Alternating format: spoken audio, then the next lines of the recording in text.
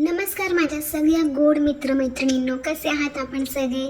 तर आपल्या सगळ्यांचं पुन्हा एकदा स्वागत आहे नवीन एका व्हिडिओमध्ये आणि आपल्या पॉझिटिव्ह वॉरियर या आपल्या पॉझिटिव्ह वर्ल्डमध्ये. तर मैत्रिणींनो, आजचा विषय खूपच असा इंटरेस्टिंग विषय आहे आणि खरंच तुम्हालासुद्धा यातनं खूप काही गोष्टी नव्याने कळतील, त्यामुळे व्हिडिओ जो आहे तो शेवटपर्यंत बघायला विसरू नका. बेसिकली आजचा व्हिडिओ जो आहे तो आपल्या रोस्टर्स लोकांवरती आहे. तर मी कुठच्याही इकडे रोस्टर्सचं नाव किंवा टोपण नाव आता अजिबात नाही घेणार. तुमच्यापैकी बऱ्याच लोकांना ते रोस्टर्स कोण आहेत ते माहिती असेलच. तर हे जे रोस्टर्स आहेत काही महिन्यांपासून आता आलेले आहेत आणि बरेच आपले जे काही 4-5 मोजकेच नेमलेले असे ब्लॉगर्स आहेत, तर त्यांच्यावरतीच हे लोक आठवड्यातून 3-4 वेळा असे व्हिडिओ टाकत राहतात. वारंवार त्यांच्यावरतीच फिरवून यांचे व्हिडिओज असतात आणि मला कळत नाही की ठीक आहे, रोस्टिंग हा सुद्धा एक आपल्या यूट्यूबचा पार्ट आहे, सोशल मीडियाचा पार्ट आहे. पण आता जे हिंदीमध्ये बघा किंवा मराठीमध्ये सुद्धा इतके वेगवेगळे चांगले मोठे रोस्टर्स आहेत आणि इतकी चांगलं त्यांचं व्हिडिओ असतात ना रोस्टिंग, अगदी उत्तम प्रकारे ते त्यांचे विचार मांडतात, त्यांची वाक्यरचना, भाषाशैली ह्या सगळ्या गोष्टी अगदी उत्तम असतात.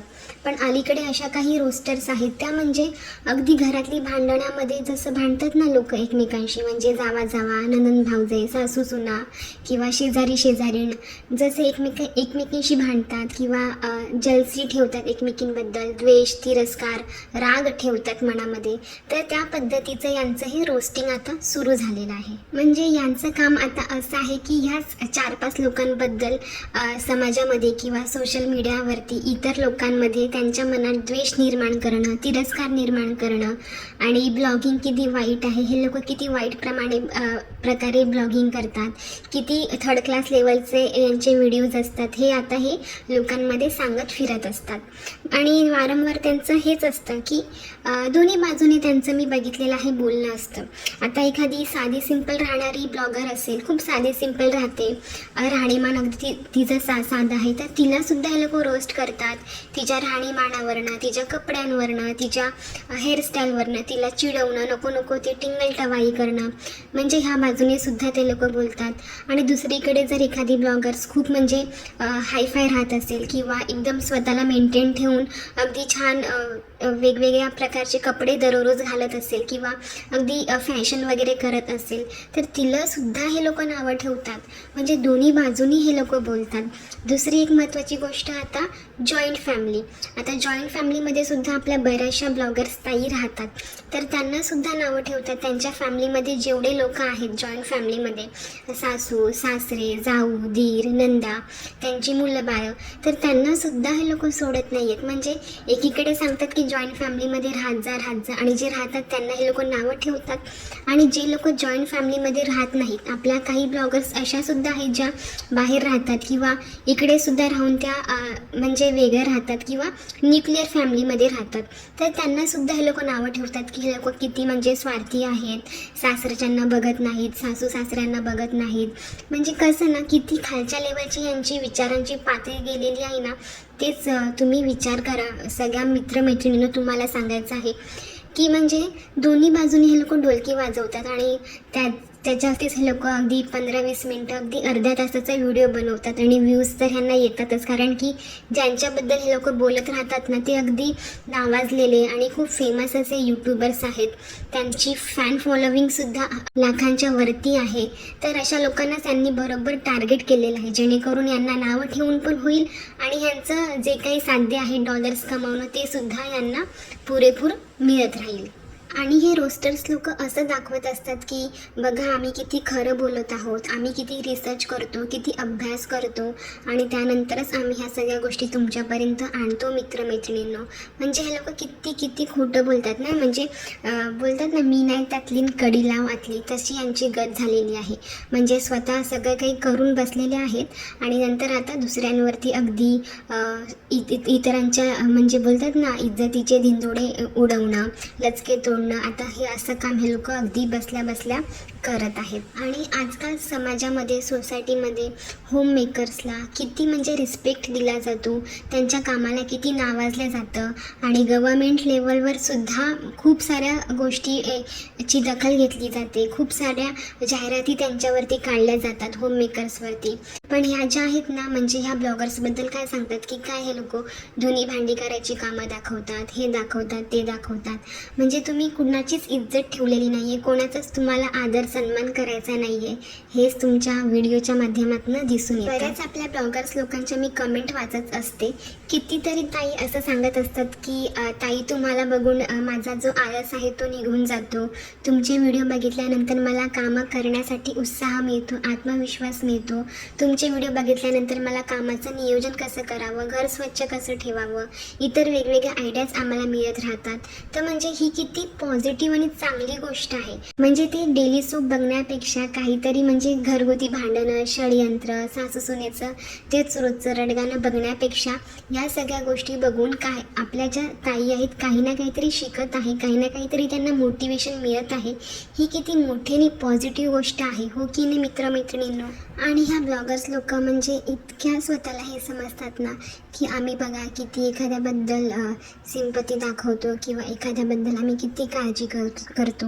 रिसेंटली एका ब्लॉगर्सने एक व्हिडिओ टाकला होता, त्याच्या घरचे म्हणजे रिलेटिव्ह होते की केअरटेकर होते माहिती नाही, पण एक वृद्ध व्यक्ती होते जे की आजोबा जेवण बनवून सगळ्या घरातल्या मेंबर्सला जेवण वाढत होते।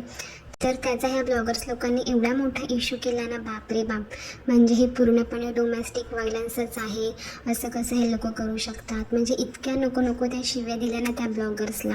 आता त्या ब्लॉगर्सची माझं काही घेणं देणं नाही आहे, मी त्या ब्लॉगर्सचे इतके व्हिडिओसुद्धा कधी बघितले नाही आहेत, पण मला त्या रोस्टर्स लोकांना एवढं विचारायचं आहे की नेहमी तुम्ही या 4-5 लोकांमध्ये तो व्यक्ती म्हणजे ती ब्लॉगरसुद्धा असतेच, तुम्ही ज्याबद्दल बोलत आहात डोमेस्टिक व्हायलन्स वगैरे, पण आपल्या यूट्यूबवरती असेही काही अगदी खालच्या लेवलला गेलेले यूट्यूबर्स आहेत जे की अगदी लाईव्ह येऊन आपल्या बायकोला मारझोड करणं, शिवीगाळ करणं, मुलांना मारणं, दारू वगैरे पिणं, ह्या सगळ्या गोष्टी करतात। म्हणजे व्हिडिओच्या माध्यमातून तर दाखवतातच, पण लाईव्ह येऊनसुद्धा हे लोक ह्या सगळ्या गोष्टी करतात।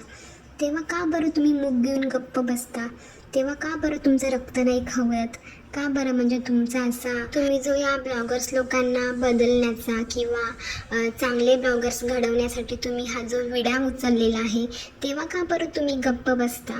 म्हणजे यूट्यूब काय फक्त ह्या 4-5 ब्लॉगर्स लोकांपुरतंच मर्यादित आहे असं तुम्हाला म्हणायचं असतं का नेहमी?